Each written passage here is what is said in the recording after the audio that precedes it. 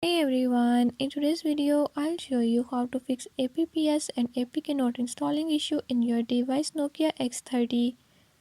In this video I'm gonna share a few tips that you can use to fix it. If you found these tips helpful, press the subscribe button and ring the notification bell. Make sure to watch complete video and learn how you can do it. Let's get started.